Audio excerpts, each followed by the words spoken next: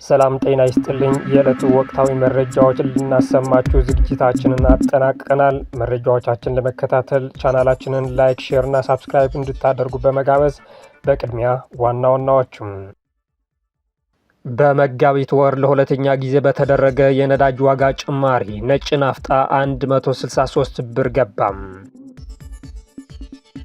በሶማሊያ የጸጥታ ችግር እየተባባሰ መሄዱን በተገለጸበት ወቅት ቁልፍ የሆነውን የሞቃዲሾ ባይዶዋ መንገድ እንደገና መከፈቱ ተሰማም።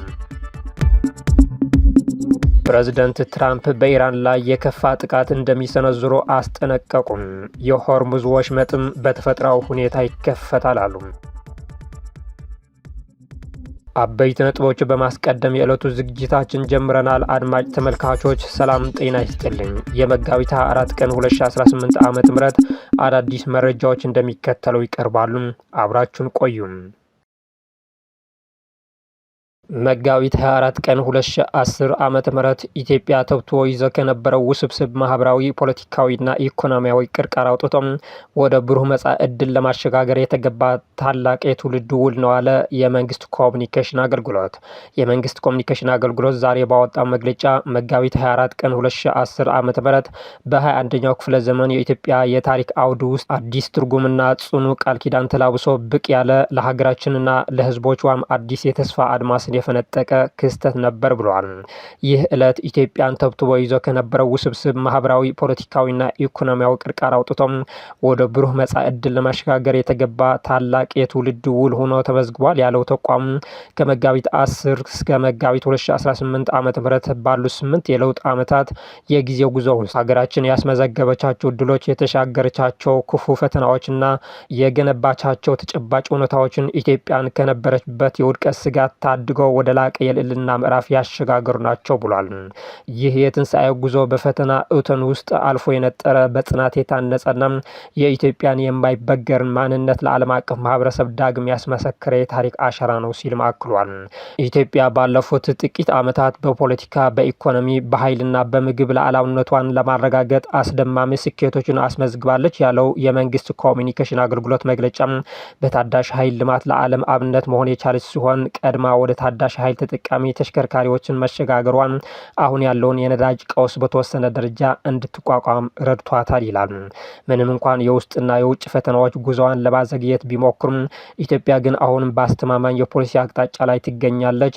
እያደገ በመጣው የዲፕሎማሲ ተጽዕኖዋ፣ እየፈረጠመ ባለው ኢኮኖሚዋና በጀግኖች ልጆቿ ጽናት ሀገራችን አዲሷ የተስፋ አድማስ ሆና ትቀጥላለች ሲል ገልጿል። ይህ በእንዲህ እያለ ዛሬ መጋቢት 24 በ8 ዓመታት የለውጥ ጉዞ የተመዘገቡ ስኬቶችን ለመደገፍ በተለያዩ ከተሞች የድጋፍ ሰልፍ እየተደረጉ ይገኛሉ። ኢትዮጵያና ቻይና ስትራቴጂካዊ የልማት አጋርነታቸውን ይበልጥ ለማጠናከር መስማማታቸው ተገለጸ። በገንዘብ ሚኒስትር አቶ አህመድ ሺዴ የተመራው የልዑካን ቡድን በኢትዮጵያና በቻይና መካከል ያለውን የቆየ አጋርነት ይበልጥ ለማጠናከር ከቻይና ዓለም አቀፍ የልማት ትብብር ኤጀንሲ ምክትል ሊቀመንበር ሊዩ ጁንፌንግ ጋር ምክክር ማድረጋቸው ተገልጿል።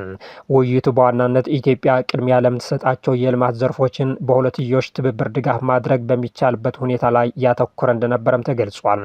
የልዑካን ቡድኑ በኢትዮጵያ የልማት አጀንዳዎችና በሀገሪቱ እየተተገበረ ስላለው ሀገራዊ የኢኮኖሚ ማሻሻያ ማብራሪያ የሰጠ ሲሆን በዚህ መዋቅራዊ ሽግግርንና ዘላቂ እድገትን ለማረጋገጥ በሁለቱ ሀገራት ቀጣይ ትብብር አስፈላጊነት ላይ አጽንኦት ሰጥቷል። የቻይናው ዓለም አቀፍ የልማት ትብብር ኤጀንሲ ምክትል ሊቀመንበር ሊዩ ጆንፌንግ በበኩላቸው ቻይና በተራዘመ ክፍያና በአነስተኛ ወለድ ብድር በማቅረብ በቴክኒካዊ ድጋፍና በአቅም ግንባታ ዘርፎች ኢትዮጵያን ለማገዝ ያላትን ቁርጠኝነት በድጋሚ አረጋግጧል ተብሏል።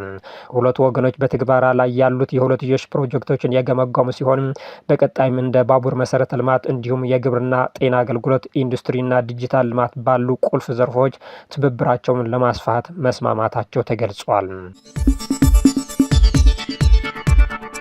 በመጋቢት ወር ለሁለተኛ ጊዜ በተደረገ የነዳጅ ዋጋ ጭማሪ ነጭ ናፍጣ 163 ብር ገባ።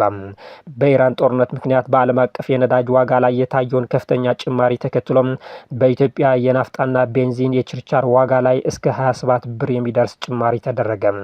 የንግድና ቀጠናዊ ትስስር ሚኒስቴር ትናንት ሮብ መጋቢት 23 ቀን 2018 ዓ.ም ይፋ ባደረገው አዲስ ተመን መሰረት ነጭ ናፍጣ በሊትር 163 ብር ከ68 ሳንቲም ገብቷል። ቤንዚን ደግሞ በሊትር 142 ብር ከ41 ሳንቲም እንዲሸጥ ተተምኗል። ከትናንት ምሽት ጀምሮ ተግባራዊ የሆነው የዋጋ ጭማሪ የተያዘው መጋቢት ወር ውስጥ ብቻ የተደረገ ሁለተኛ ጭማሪ ነው። በወር መጀመሪያ ላይ የነዳጅ ችርቻሮ ዋጋ እስከ 17 ብር የሚደርስ ጭማሪ ተደርጎበት ነበር። በወቅቱ የቤንዚን ዋጋ የ3 ብር ጭማሪ ተደርጎበት 123 ብር ገደማ ሲሸጥ ነበር። የ10 ብር ጭማሪ ያስተናገደው ነጭ ናፍጣ ደግሞ በሊትር 139 ብር ከ84 ሳንቲም ተተምኖ ለ3 ሳምንታት ገደማ ተሽጧል። ንግድና ቀጠናው ትስስር ሚኒስቴር አዲሱን የዋጋ ጭማሪ ያደረገው የዓለም የነዳጅ ዋጋ መነሻ በማድረግ እንደሆነ ለነዳጅ ኩባንያዎች በላከው ደብዳቤ ላይ ጠቅሷል። የአሁኑ ጭማሪ ይፋ የሆነው ሚኒስትሩ ዶክተር ካሳሁን ጎፌ ከኢትዮጵያ ጋር ውል የገቡ የመካከለኛ ምስራቅ ሀገራት በሆርሙዝ ወሽመጥ መዘጋት ምክንያት በግዢ ሂደትና ተገዝቶ በመቅረብ ላይ የነበረ ከ180 ሺህ ሜትሪክ ቶን በላይ ነዳጅን ማቅረብ እንደማይችሉ መግለጻቸውን ካስታወቁ ከአንድ ቀን በኋላ ነው። መንግስት ነዳጅ እየሸጠ ያለውን ነጭ ናፍጣ ላይ በሊትር 95 ብር፣ ቤንዚን ላይ ደግሞ በሊትር 42 ብር በመደጎም ነው ያለው ሚኒስትሩም በየወሩ መንግስት ነዳጅ ላይ ከ15 እስከ 20 ቢሊዮን ብር የሚደርስ ድጎማ እንደሚያደርግ ተናግሯል። አዲሱ የነዳጅ ችርቻር ዋጋ ተመንም ከፍተኛ ጭማሪ ያሳየው በናፍጣ ምርቶች ላይ ነው። ከፍተኛ የሆነውን የ27 ብር ጭማሪ ያስተናገደው ከባድ ጥቁር ናፍጣ ዋጋው 160 ብር ከ68 ሳንቲም ገብቷል። ቀላል ጥቁር ናፍጣ ደግሞ ከነበረበት 137 ብር ገደማ ዋጋ ወደ 163 ብር ከ98 ሳንቲም ከፍ ብሏል። ነጭ ናፍጣ የ23 ብር፣ ቤንዚን ደግሞ የ10 ብር ጭማሪ ተደርጎባቸዋል። ኬሮሲን የ5 ብር ገደማ ጭማሪ አሳይቶ 151 ብር ገብቷል። የአውሮፕላን ነዳጅ 150 ብር እንዲሸጥ ተወስኗል። በሶማሊያ የጸጥታ ችግር እየተባባሰ መሄዱን በተገለጸበት ወቅት ቁልፍ የሆነውን የሞቃዲሾ ባይዶዋ መንገድ እንደገና መከፈቱ ተሰማም። የሶማሊያ የፌዴራል መንግስት የመከላከያ ሚኒስትር አህመድ ማአሊም ፊቂ የመንግስት ወታደሮች ሞቃዲሾንና ባይዶዋን የሚያገናኘውን ስትራቴጂካዊ መንገድ ሙሉ በሙሉ ማስጠበቅ መቻላቸው አስታውቋል።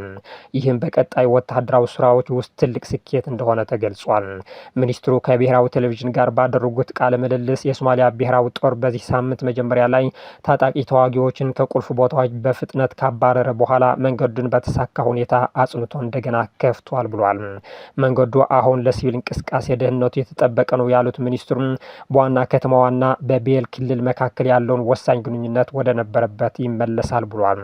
የጦር ኃይሉ ወሳኝ ቦታዎች መልሶ ማግኘቱንና አሁን በቀሪዎቹ ታጣቂዎች በተያዙ አካባቢዎች መልሶ ለመቆጣጠር እየተንቀሳቀሰ እንደሆነ ገልጾም በመካከለኛው ጁባ ጂሊብ በሚገኘው ቁልፍ የታጣቂዎች ምሽግ ላይ ድንገተኛ ጥቃት መፈጸሙን አብራርቷል።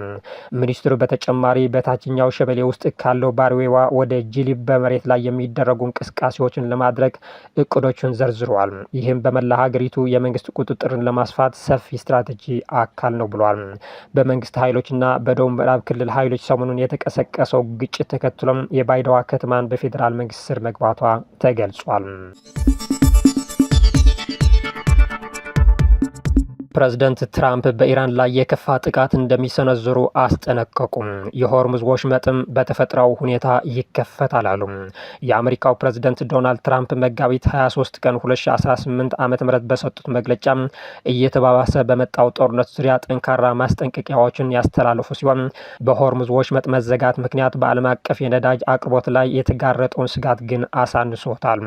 ፕሬዝዳንቱ ስለ ስትራቴጂካዊ የሆርሙዝ ወሽመጥ በሰጡት አስተያየት አሜሪካ ማንኛውም መስተጓጎል ነጻ መሆኗን ገልጿል።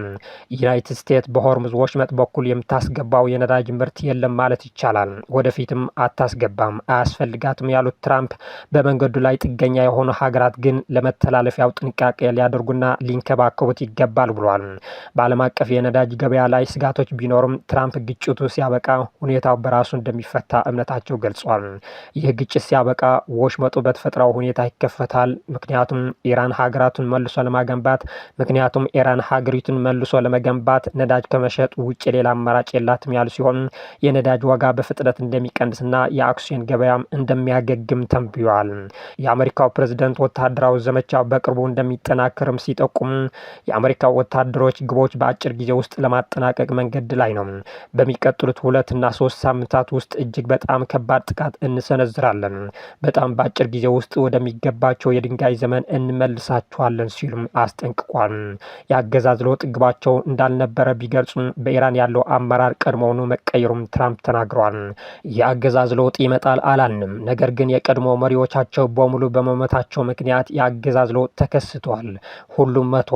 አዲሱ ቡድን ብዙም ጽንፈኛ ያልሆነና ይበልጥ ምክንያታዊ ነው ብሏል። ትራምፕ አክለውም ስምምነት ላይ የማይደርስ ከሆነ በወሳኝ መሰረተ ልማቶች ላይ ሰፊ ጥቃት ሊሰነዘር እንደሚችል ዝቷል። ምንም አይነት ስምምነት ካልተደረሰ እያንዳንዱን የኤሌክትሪክ ኃይል ማመንጫ ጣቢያዎቻቸው በሙሉ ምናልባትም በአንድ ጊዜ እንመታቸዋለን ብሏል። ምንም እንኳን የኢራን የነዳጅ ተቋማት በቀላሉ ሊጠቁ የሚችሉ ቢሆንም አሜሪካ እስካሁን ኢላማ እንዳላደረጋቸው ገልጿል። እስካሁን ነዳጆቻቸው አልመታንም፣ ምክንያቱም ያንን ካደረግን የሚተርፍ ወይም መልሶ የመገንባት እድል አይኖራቸውም። ነገር ግን ልንመታቸው እንችላለን፣ ካደረግነውም ይጠፋሉ ሲሉ አስጠንቅቋል። ፕሬዝዳንት ትራምፕ የኢራን ወቅታዊ ሁኔታ ሲገልጹ ሀገሪቱ ኩፍኛ ተጎድታለች፣ በመሰረቱ ከእንግዲህ ስጋት መሆን አትችልም በማለት ንግግራቸው አጠቃሏል።